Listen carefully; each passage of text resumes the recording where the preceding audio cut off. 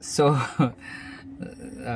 Students parents కోసం ఈరోజు ఒక కాంటెంట్ చేయాలనుకుంటున్నా. ఎడ్యుకేషన్ సిస్టమ్ మిమ్మల్ని ఎట్లా బానిసలుగా తయారు చేస్తుంది. ఆల్రెడీ బానిసలే ఎడ్యుకేషన్ సిస్టంలో, మీరంతా బానిసలే, అందులో నో డౌట్. మీరు తిట్టుకున్నా సరే ఇదే నిజం.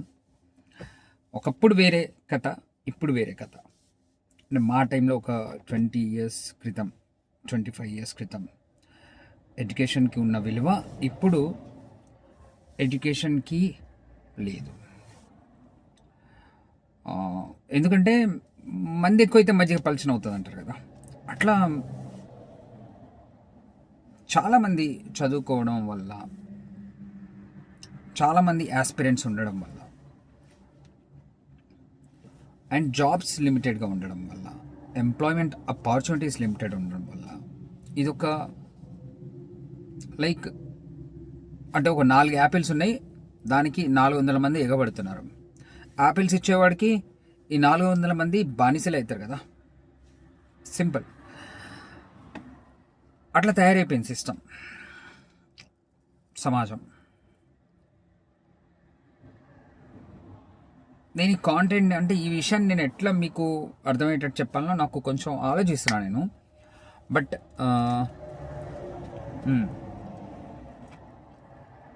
ఎక్కడ స్టార్ట్ అయింది ఇది? పుట్టినప్పుడు బాగానే ఉంది. 2 సంవత్సరాల దాకా బాగా చూసుకుంటారు, 2.5 సంవత్సరాలు, 3 సంవత్సరాల దాకా.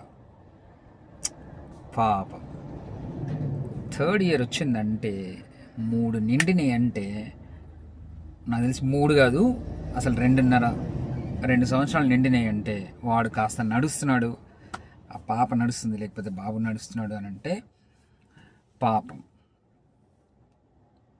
కంపారిజన్కి బానిసలై,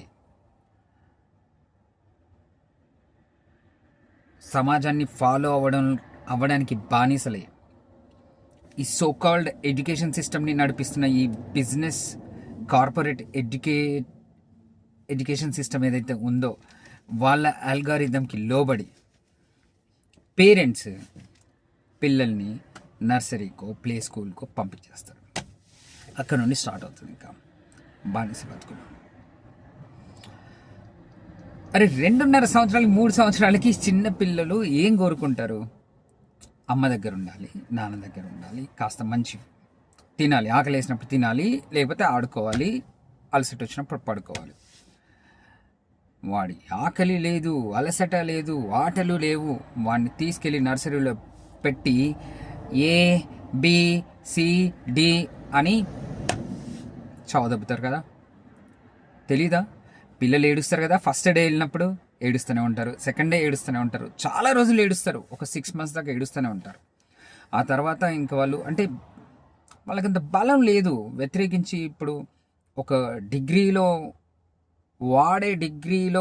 ఉండే ఏజ్కి వచ్చి ఉంటే నేను వెళ్ళను అని చెప్పగలిగేవాడు, తిరగబడేవాడు. కానీ చిన్నపిల్లలు 2-3 years పిల్లలు కాబట్టి వాళ్ళు తిరగబడలేరు కాబట్టి ఇంకా ఏమీ చేయలేక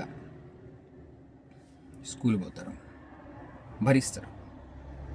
ఆ విండో నుండి చూస్తూ ఉంటారు ఎప్పుడు బయటపడతాయి క్లాస్ రూమ్ నుండి అని. ఇది అందరూ చేసిన పనే కదా, ప్రతి ఒక్కరు చేసిన పనే, ప్రతి స్టూడెంట్ అనుభవించిందే కదా. ఇప్పుడున్న పేరెంట్స్ నాకు తెలిసి అంటే పేరెంట్స్ ఇప్పుడు ఎవరైతే నర్సరీకి పంపిస్తున్నారో పిల్లల్ని, లేకపోతే 10th వరకు అంటే 35 years 40 లోపల ఉన్న వాళ్ళు కూడా ఇది అనుభవించిన విషయమే కదా. కానీ అయినా సరే, వాళ్ళు అనుభవించినా సరే మా పిల్లలు కూడా అనుభవించాలని మళ్ళీ పంపిస్తారు. ఇది ఎక్కడ అన్యాయం? వాడు 3 ఏళ్ళు ఉన్నప్పుడు ఏబిసిడీలు నేర్చుకోకపోతే ఏమవుతుంది?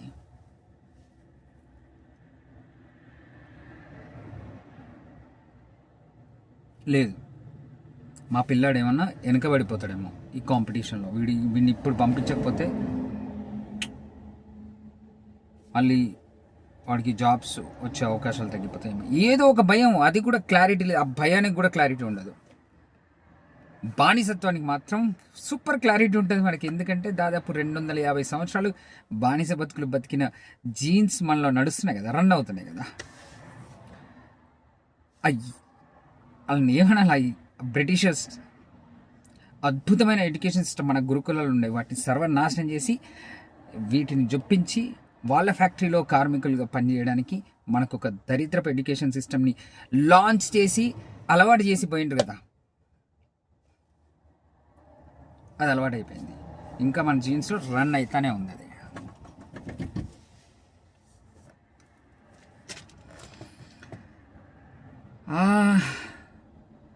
అంటే కోపం కాదు కానీ ఒక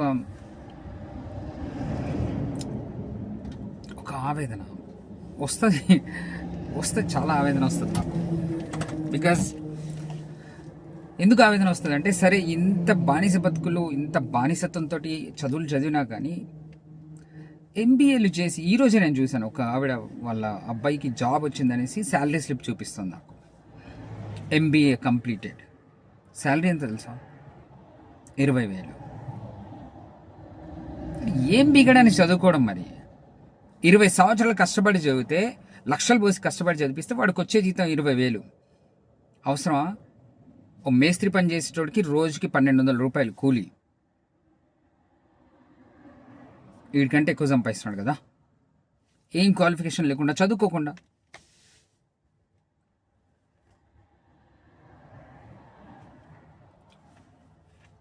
ఆర్ఓఐ ఎంత? రిటర్న్ ఆన్ ఇన్వెస్ట్మెంట్ ఎంత?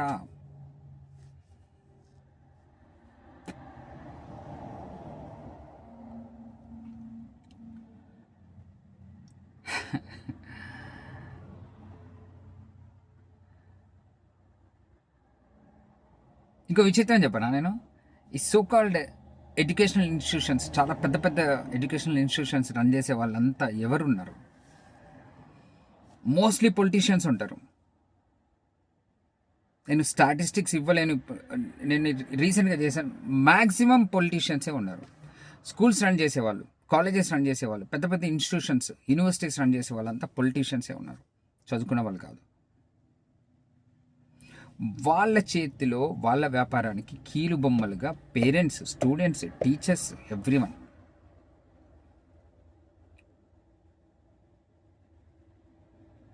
అరే అంతెందుకు, అంత దూరం వెళ్ళొద్దు. మనకి చదివించే టీచర్స్కి వచ్చే జీతాలు ఎంత? మీ స్కూల్లో మీకు చదివించే స్కూల్ టీచర్స్ యొక్క జీతాలు ఎంత? ఎక్కడి నుండి స్టార్ట్? 7,000, 8,000. ఏందది? వాళ్ళు చదువుకుని బీఎడ్ చేసుకొని వస్తారు పాపం. బీఎడ్ కంప్లీట్ చేసి వచ్చిన టీచర్స్కి ఇచ్చే జీతం 7,000, 8,000 నుండి స్టార్ట్ అయ్యి 15,000, 20,000 మ్యాక్సిమం. చాలా సంవత్సరాలు చేస్తే, ఒక 5-6 సంవత్సరాలు కంటిన్యూస్గా చేస్తే మేబీ 25,000, 30,000 ఇస్తారు కావచ్చు. మోస్ట్ ఆఫ్ ది స్కూల్స్లో ఇదే కదా.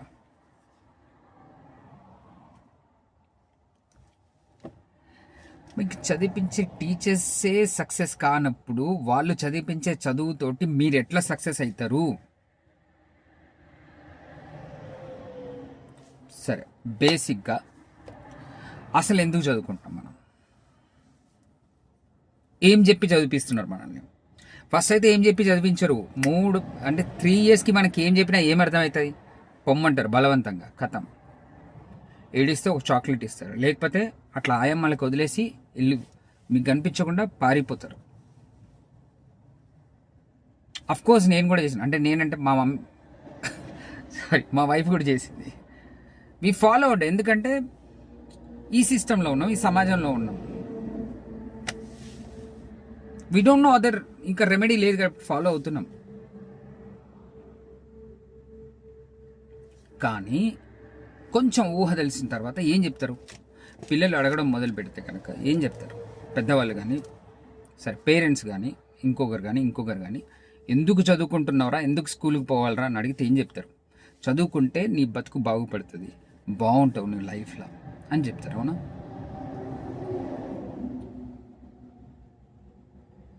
అంటే అల్టిమేట్లీ ఎయిమ్ ఏంటి? నీ బతుకు బాగుండడం, నీ లైఫ్ బాగుండడం. బాగుండడం అంటే ఏంటి మరి? దాన్ని ఎట్లా డిఫైన్ చేయాలి? 20,000 జీతం వస్తే బాగుండడమా?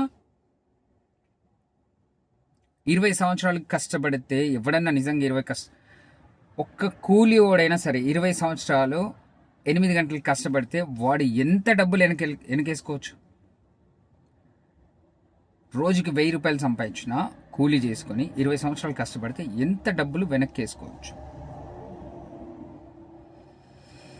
లెక్క చేయండి. ఖర్చులు పోను రోజుకు 500 మిగిల్చుకున్నా కూడా 20 సంవత్సరాలు 20 × 365 × 500 ఎన్ని మిగులుతాయి డబ్బులు? అవి ఇన్వెస్ట్ చేస్తే దానికి వచ్చే వడ్డీ ఎంత?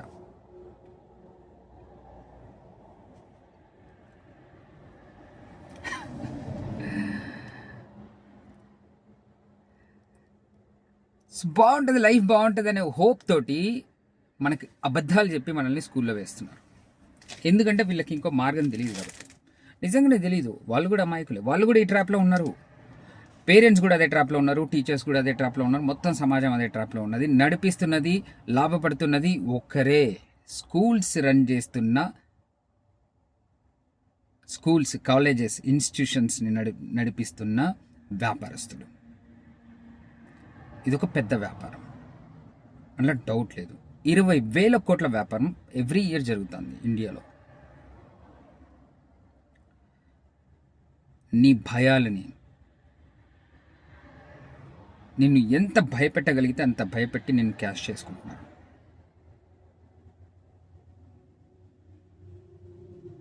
ఇట్లా చెప్పుకుంటూ పోతే నేను ఎన్ని గంటలైనా చెప్తాను నేను ఈ విషయంలో. ఎందుకంటే అంత సమస్య ఉంది ఎడ్యుకేషన్ సిస్టంలో. అంత పెద్ద సమస్యలు ఉన్నాయి. నర్సరీ నుండి, ప్లే స్కూల్ నుండి, నర్సరీ నుండి మొదలుకొని వాడి పీజీ వరకు వాడి రక్తం, ఒక స్టూడెంట్ జీవితాన్ని నాశనం చేస్తున్నారు కదరా.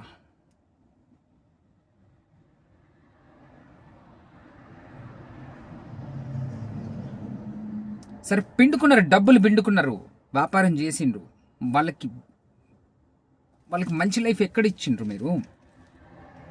మీరు ప్రామిస్ చేస్తున్నా, మీరు చూపిస్తున్న ఆశలు ఎక్కడ నెరవేరుతున్నాయి? ఎంతమందికి జాబ్స్ వస్తున్నాయి? పోనీ డీసెంట్ జాబ్స్ ఎంతమందికి వస్తున్నాయి? ఎన్ని జాబ్స్ మీరు క్రియేట్ చేయగలుగుతున్నారు సమాజంలో? అరే జాబ్సే లేనప్పుడు మీరు ఎందుకు ఈ ఆశలు చూపిస్తున్నారు?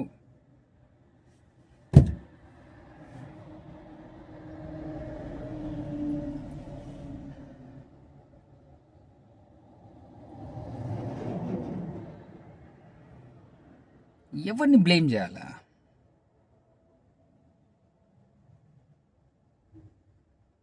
అండ్ బ్లేమ్ చేయడం కూడా నా ఉద్దేశం కాదు.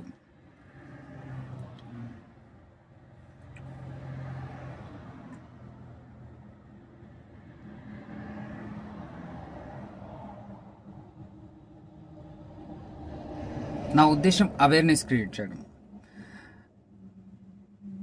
స్టూడెంట్స్కి, పేరెంట్స్కి ఎస్పెషల్లీ ఈ ట్రాప్లో పడి, ఈ బానిసత్వపు ట్రాప్లో పడి ఇంకా బానిసలు అయిపోకండి. చదువు వరకు ఓకే, బానిసలుగా బతికిరు, దాన్ని ఒక టూల్ లాగానే యూజ్ చేసుకోండి. అంతేగాని అందులో పడి అదేదో చేసేస్తుంది, ఇక చదివితే చాలు, డిగ్రీ చేతికి వస్తే చాలు, నా బతుకు బాగుపడుతుంది అని దాని మీద డిపెండ్ అయిండ్రా, ఖతం, లైఫ్ నాశనం అయిపోయింది అక్కడ ఇంకా. ఎందుకంటే మీకు దొరకవు, జాబ్స్ దొరకవు. దొరికినా నేను చెప్తున్నాను, ఐఐటి నుండి పాస్ అయిన వాళ్ళకి కూడా ప్యాకేజీలు ఎంత ఇస్తున్నారు? మ్యాక్సిమం ప్యాకేజ్, యావరేజ్గా ప్యాకేజ్ ఎంత వస్తుంది? ఒకసారి అడగండి, లేకపోతే గూగుల్ చేయండి. నా దగ్గరికి చాలామంది స్టూడెంట్స్ వస్తున్నారు. నేను చాలామంది స్టూడెంట్స్ని ఇంటరాక్ట్ అవుతూ ఉంటాను, వాళ్ళ పేరెంట్స్ తోటి ఇంటరాక్ట్ అవుతూ ఉంటా. 20,000, 25,000, 15,000 నువ్వు బీటెక్ చేసుకో, ఎంబీఏ చేసుకో, ఏ డిగ్రీ అయినా చేసుకో, అక్కడ నుండే స్టార్ట్ అవుతుంది. ఏం బతుకుతాడు వాడు?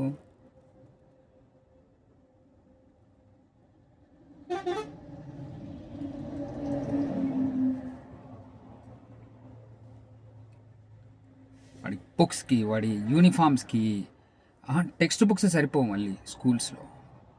వ్యాపారం ఎన్ని రకాలుగా చేయగలుగుతున్నామో అన్ని రకాలుగా చేస్తున్నారు.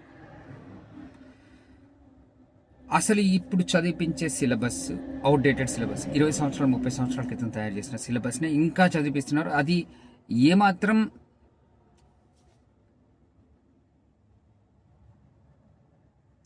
అంటే ఇప్పుడు పనికొచ్చేదానికి అసలు ఏమాత్రం రిలేటెడ్ కాదు. బయట మార్కెట్కి దానికి రిలేషనే లేదు. మార్కెట్లో ఒకటి నడుస్తుంది, మనం చదువుతున్నది ఇంకోటి. ఇలాంటి పనికి మాలిన చదువుని 20 సంవత్సరాలు చదివిపించి మిమ్మల్ని బానిసత్వం మీ దగ్గర నుండి బుక్స్ కానీ టెక్స్ట్ బుక్స్ వద్దు, వేరే బుక్స్ ఎవడో కంపెనీ నుండి తయారు చేస్తాడు ఆ బుక్స్ తీసుకురావాలి. ఐటీఐ 8th స్టాండర్డ్, ఇప్పుడు 6th స్టాండర్డ్ కూడా స్టార్ట్ అయిపోయింది. ఐఐటి కోచింగ్, నీట్ కోచింగ్, వాటికి సెపరేట్గా బుక్స్. మళ్ళీ ఒక్కో క్లాస్కి ఐఐటి కోచింగ్ ఈ బుక్స్ అన్నీ కలిపి దాదాపు 10,000 రూపాయలు. ఒక మధ్యతరగతి కుటుంబం నుండి 10,000 కేవలం బుక్స్కి, మళ్ళీ వాళ్ళ యూనిఫామ్స్కి, వాళ్ళ ట్రాన్స్పోర్టేషన్కి, ఎగ్జామ్స్కి, రకరకాల ఖర్చులన్నీ కలిపి ఎంత తడిసి మోపెడవుతుంది, ఎంత డబ్బులు గుంజుతున్నారు, ఎన్ని డబ్బులు ఖర్చు అవుతున్నాయి కేవలం వ్యాపారం చేయడానికి. అంతే. వాళ్ళకు కూడా తెలుసు, సో కాల్డ్ స్కూల్స్ రన్ చేస్తున్న వాళ్ళందరికీ కూడా తెలుసు వాళ్ళు వ్యాపారస్తులు ఎందుకు అయ్యారు. చదువు వల్ల వాళ్ళకి ఏ ఉపయోగం లేదని వాళ్ళకి తెలుసు కాబట్టి వ్యాపారస్తులు అయ్యి చదువు అనే దాన్ని అమ్ముకొని మీ దగ్గర డబ్బులు గుంజుతున్నారు. అంటే చదువుకోవద్దా? నేను అట్లా చెప్పను, చదువుకోవాలి. కానీ మొత్తం చదువు మీదే డిపెండ్ అవ్వకండి, మొత్తం మీ ఎడ్యుకేషన్ మీద డిపెండ్ అవ్వద్దు. ఎడ్యుకేషన్ని కేవలం ఒక టూల్ లాగా యూజ్ చేయండి. ఎడ్యుకేషన్ని, అక్కడ నుండి వచ్చే జ్ఞానాన్ని, అక్కడ నుండి మీరు నేర్చుకున్న దాన్ని మీ లైఫ్లో బాగుపడడానికి, మీరు సక్సెస్ అవ్వడానికి, మీరు అనుకున్నది సాధించడానికి. అఫ్ కోర్స్ చాలామంది ఏమీ అనుకోవట్లేదు, అదొక దరిద్రం. పిల్లల్లో అసలు నేను ఇది సాధించాలనే ఏమంటారు ఆ తాపత్రయం కాదు, కనీసం ఒక లక్ష్యం కూడా లేదు లైఫ్లో. నేను ఇది సాధించాలని ఒక లక్ష్యం కూడా పెట్టుకోవట్లేదు. ఎందుకంటే కంప్లీట్గా వాళ్ళని డంప్ చేసి పడేసాడు. మార్క్స్ సాధించడం తప్ప ఇంకేమీ తెలియదు. మార్క్స్. చదువుకోండి, కానీ ఈ ఎడ్యుకేషన్ సిస్టమ్ మిమ్మల్ని సక్సెస్ వైపు తీసుకుపోదు, మళ్ళీ బానిసత్వం వైపే తీసుకుపోతుంది. మీరు ఏ కంపెనీలో, ఏ కార్పొరేట్ కంపెనీలోకి చేరినా కూడా మళ్ళీ మీరు బానిసలుగా బతకాల్సిందే. వాళ్ళు నిన్ను పొద్దున 8 గంటలకు పోతే నైట్ 8 వరకు, 9 వరకు, 10 వరకు తెలియదు. అప్పటి వరకు మీ జ్యూస్ పిండి, మీ రక్త మాంసాలని పిండేసి పని చేయించుకొని గవ్వే 20-30 వేలు ఇస్తారు అంతే. నువ్వు ఎదురు చూస్తూ ఉంటావు ఆ బాస్ కానీ వాడిని వీడిని ఇంప్రెస్ చేయడానికి. ఇంకొక 5,000 పెరుగుతాయేమో, 10,000 పెరుగుతాయేమో, ట్రై చేస్తూనే ఉండు. ఎప్పుడో నీ జీతాలు పెరిగేదంటే ఒక 5 సంవత్సరాలు ఎక్స్పీరియన్స్ వస్తే అప్పుడు ఏమన్నా కొంచెం పెరుగుతుంది. 50,000 పెరుగుతుంది, 60,000 పెరుగుతుంది. అసలు మీ ఎడ్యుకేషన్ మీద ఖర్చు పెట్టే యావరేజ్ ఖర్చు ఒక 20 లక్షలు, 25 లక్షల దాకా ఉంటుంది. ఆ 25 లక్షలు మీరు ఎఫ్డీ చేసుకుని ఉంటే, అసలు పుట్టంగానే పిల్లల మీద ఒక 25 లక్షలు ఎఫ్డీ చేస్తే వాళ్ళు చదువుకోవాల్సిన అవసరమే లేదు. దానికి వచ్చి ఇంట్రెస్ట్ బతికేయచ్చు.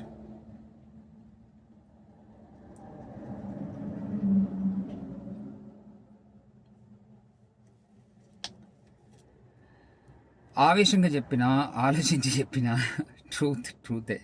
ఇప్పుడున్న ఎడ్యుకేషన్ సిస్టమ్ పిల్లల్ని బానిసలుగా మారుస్తుంది. పెద్దవాళ్ళు అంటే పేరెంట్స్ అమాయకత్వానికి, వాళ్ళ చేతగానితనం అనే పదం కరెక్ట్ కాదు, కానీ వాళ్ళ ఏమీ చేయలేని ఒక దీనస్థితి. అంటే వేరే రెమెడీ లేదు వాళ్ళకి, వేరే తెలీదు.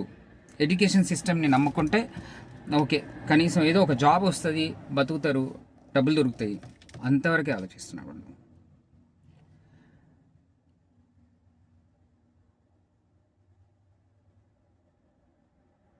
బట్ పెద్ద ట్రాప్ మిమ్మల్ని అందరినీ ఎడ్యుకేషన్ యాజ్ ఎ స్టూడెంట్గానే కాదు, యాజ్ ఎ హ్యూమన్ బీయింగ్ మీ జీవితాంతం మిమ్మల్ని బానిసలుగా చేయడానికే ఈ మొత్తం ఆల్గారిథం నడుస్తుంది. ఎడ్యుకేషన్ సిస్టమ్ యొక్క ఆల్గారిథం మొత్తం దాని గురించి. వ్యాపారం.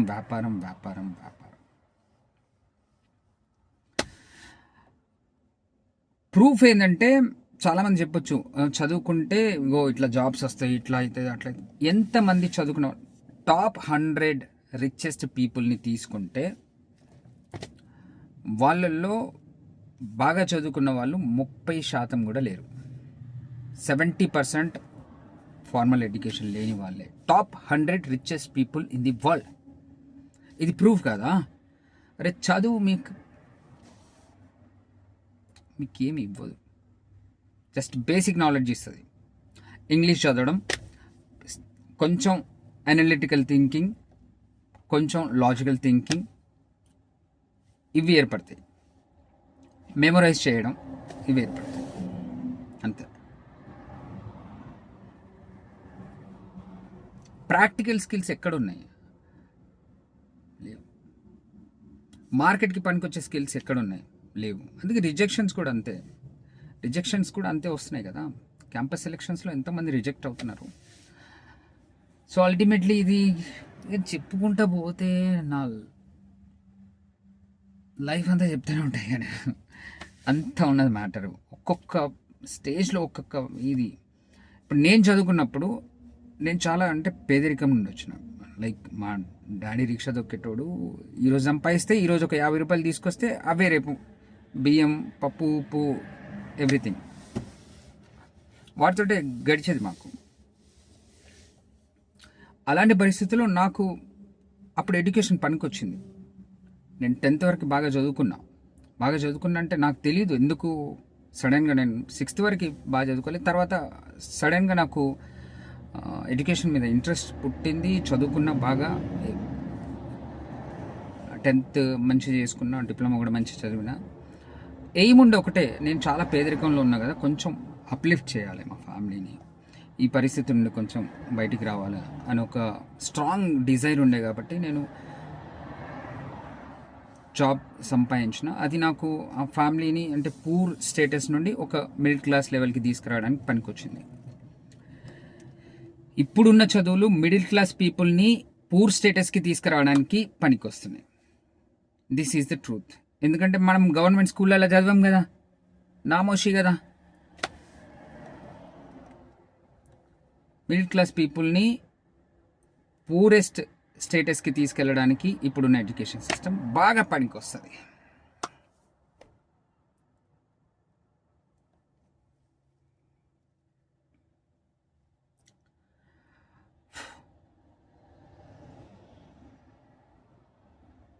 So dear parents and students, parents నేను మిమ్మల్ని తప్పు పట్టట్లేదు. ఎందుకంటే ఇప్పుడు మనకి వేరే దారి తెలియనప్పుడు మనం ఏం చేస్తాం? అందరు నడిచే దారిలో వెళ్ళిపోతాం. అందులో ముళ్ళు ఉన్నాయి తెలుసు, అందులో చాలా కష్టాలు ఉంటాయని తెలుసు, దానివల్ల ఏం లాభం లేదని తెలుసు. అయినా కానీ మనకు వేరే దారి తెలియదు కాబట్టి అదే దారిలో నడుస్తాం. కానీ students, be aware what you want. మీరు ఎందుకు చదువుకుంటున్నారు? మీ పేరెంట్స్ ఎందుకు మిమ్మల్ని స్కూల్లో వేసిండు? దాని వెనకాల ఉన్న వాళ్ళ ఆశలు ఏంటి, వాళ్ళ ఉద్దేశాలు ఏంటి, అది అర్థం చేసుకోండి. అండ్ మీ లైఫ్ మీరు కూడా కష్టపడి ఎందుకు చదువుతున్నారు? మార్క్స్ కోసమే కాదు. మార్క్స్ వల్ల మీకు ఏ లాభం లేదు. ఎన్ని మార్క్స్ సంపాదించినా, 100/100 మార్క్స్ సంపాదించినా మార్క్స్ లాభం లేదు. అల్టిమేట్లీ చదువు అనేది వేదిక్ ఫిలాసఫీ ప్రకారం కూడా చదువు అనేది నిన్ను అన్ని రకాలుగా అంటే ఫిజికల్గా, మెంటల్గా, మోరల్గా, ఎథికల్గా, ఇంటలెక్చువల్గా, ఫినాన్షియల్గా అండ్ స్పిరిచువల్గా నిన్ను ఎదిగేటట్టు చేసేదే చదువు. కానీ ఇక్కడ ఏ రకమైన ఎదుగుదల లేదు. నువ్వు స్పిరిచువల్గా ఎదుగు, ఫిజికల్ లెసన్స్ అయితే చెప్పరు. స్పోర్ట్స్ ఉంటాయా? ఉండవు. ఏ రకంగా ఎదిగే అవకాశాలు లేవు ఇక్కడ. కేవలం మిమ్మల్ని బట్టి పెట్టే ఒక మెషిన్ లాగా తయారు చేస్తున్నారు, మెమొరైజ్ చేసే ఒక మెషిన్ లాగా, అంతే. అక్కడ నుండి తీసుకుపోయి ఒక కంపెనీలో మీరు 20,000 25,000 వెళ్తే వాడు కూడా ఒకటి నేర్పిస్తాడు. అదే చేసుకుంటా రిపిటేటివ్ థింగ్స్ చేసుకుంటూ పోవాలి. ఇప్పుడు ఏఐ వచ్చేసింది, ఆ అవకాశాలు కూడా తగ్గిపోతాయి. ఎందుకంటే రిపిటేటివ్ థింగ్స్ అన్నీ కూడా ఏఐ చేసేస్తుంది. So be aware. కళ్ళు తెరిచి కాస్త ఆలోచించండి, ఎందుకు నేను చదువుకుంటున్నా, ఇదంతా ఏం నడుస్తుంది. ఇప్పుడైతే మీకు ChatGPT అందుబాటులో ఉంది. ChatGPTలో కొట్టండి అసలు, అరే ఎందుకు చదువుకోవాలి, నేను ఎందుకు చదువుకుంటున్నా, మా పేరెంట్స్ ఎందుకు స్కూల్లో వేసిండ్రు, అసలు ఏం జరుగుతుంది, ఇండియాలో ఏం జరుగుతుంది, వరల్డ్ ఏం జరుగుతుంది, ఏంది అసలు ఈ ఎడ్యుకేషన్ సిస్టమ్ కరెక్టేనా, ఇది చదువుకుంటే నాకు ఏమైనా లాభం ఉందా లేదా, ఎంతమందికి ఉద్యోగాలు వస్తున్నాయి, ఎంతమంది నిరుద్యోగులు ఉన్నారు, ఎంతమంది నిరాశతోటి నిస్పృహతోటి బతుకుతున్నారు, లేబర్ పనులు చేసుకుంటున్నారు, లేకపోతే చిన్న చిన్న వ్యాపారాలు చేసుకుంటున్నారు, ఎంతమంది ఆత్మహత్యలు చేసుకుంటున్నారు ఉద్యోగాలు లేక, బతకలేక, ఫ్రస్ట్రేషన్ తోటి. చాట్ జీపీటీని అడిగి తెలుసుకోండి, రీసెర్చ్ చేయండి, అండ్ తర్వాత మీలోకి మీరు తొంగి చూడండి. మీలోకి మీరు తొంగి చూసి నాకేం కావాలి, నేనెవరిని, నేను ఎందుకు చదువుకుంటున్నా, నా ఉద్దేశం ఏంది. అందరూ ఏమంటారు, ఈ గొర్రెలు సపోజ్ అంటే అవమానంగా ఫీల్ అవ్వద్దు గొర్రెలు అంటున్నానని, జస్ట్ ఫర్ ఎగ్జాంపుల్. ఈ గొర్రెలన్నీ అటు పోతున్నాయి కాబట్టి నేను కూడా ఆ గొర్రెల్లో పోతా. అట్లా పోకండి.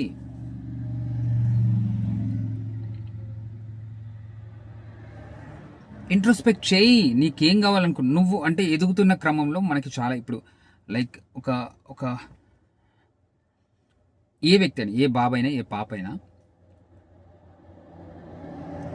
నాకు బాధ అనిపిస్తుంది 10 years వచ్చిన తర్వాత పిల్లలకి ఎన్ని ఆశలు ఉంటాయి తెలుసా, ఎంత ఆనందంగా వాళ్ళు ఆస్వాదిస్తూ నేర్చుకుంటుంటారు. ఇప్పుడు మా పాప డాన్స్ నేర్చుకునేటప్పుడు ఒక మూమెంట్ నేర్చుకుంటే, ఒక సాంగ్ నేర్చుకుంటే తను వచ్చి నా ముందు డ్యాన్స్ చేసి చూపించేది. ఆశ తనకి, డాడీ నేను ఇది నేర్చుకున్నా చూడు అనేసి. అంటే దాని వెనకాల ఆశ ఏంటి, ఒక ఆస్పిరేషన్ ఉంది, నేను ఒక మంచి డాన్సర్ని అయ్యి అప్రిషియేషన్ పొందాలని. అల్టిమేట్లీ అదే కదా, మనం అప్రిషియేషన్ పొందాలి, సమాజంలో నలుగురు మనల్ని గుర్తించాలి, మనకి డబ్బులు రావాలి, మనం హ్యాపీగా ఉండాలి. అల్టిమేట్లీ అదే కదా ఉద్దేశం. మీకు కూడా కొన్ని ఆశలు కలుగుతాయి, కానీ వాటిని కూడా కప్పెట్టేసి సమాధిలో పూడ్చేసి మిమ్మల్ని మార్క్సే సంపాదించే మెషిన్ లాగా తయారు చేస్తుంది ఎడ్యుకేషన్ సిస్టమ్. ఇప్పుడు ఇంట్రోస్పెక్ట్ చేయండి, మీ ఆశలు ఏమున్నాయి, మీ డ్రీమ్స్, మీ ఆస్పిరేషన్స్ ఏమున్నాయి, మీ ఇంట్రెస్ట్ ఏమున్నాయి, మీ స్ట్రెంగ్స్ ఏమున్నాయి, మీరు ఒకసారి ఇంట్రోస్పెక్ట్ చేసుకోండి, రాసుకోండి. నెక్స్ట్ 10 yearsలో ఇప్పుడు మీరు ఒకవేళ 10th classలో ఉంటే కనుక, అంటే నువ్వు డిగ్రీ అయిపోయే లోపల నువ్వు అసలు ఏం అవ్వాలనుకుంటున్నావు, డిగ్రీ అయిపోయిన తర్వాత నీ ఎయిమ్ ఏంటి, నీ లైఫ్లో ఏం సాధించాలనుకుంటున్నావు, ఎక్కడికి చేరుకోవాలనుకుంటున్నావు, ఎంత సంపాదించాలనుకుంటున్నావు. సంపాదన క్లియర్గా ఉండాలి. 1 కోటి, 2 కోట్లు, 3 కోట్లు, 100 కోట్లు, ఎన్ని కోట్లు అంటే అన్ని కోట్లు. స్పెసిఫిక్గా నేను ఇన్ని కోట్లు సంపాదిస్తాను, నేను ఈ పని చేస్తాను, నేను నాకు నచ్చిన పని ఇది, నేను ఇదే చేస్తాను, ఇది చేసుకుంటే సంపాదిస్తాను. క్లారిటీయే మిమ్మల్ని కాపాడేది.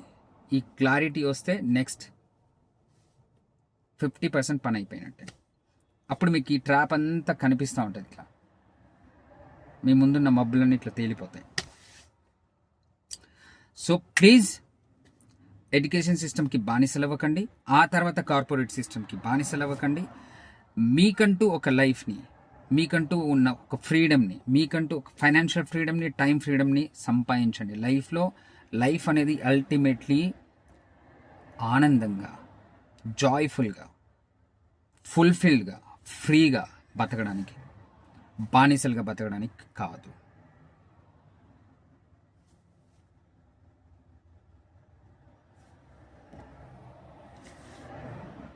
ఓకేనా? ఈరోజు చాలులే.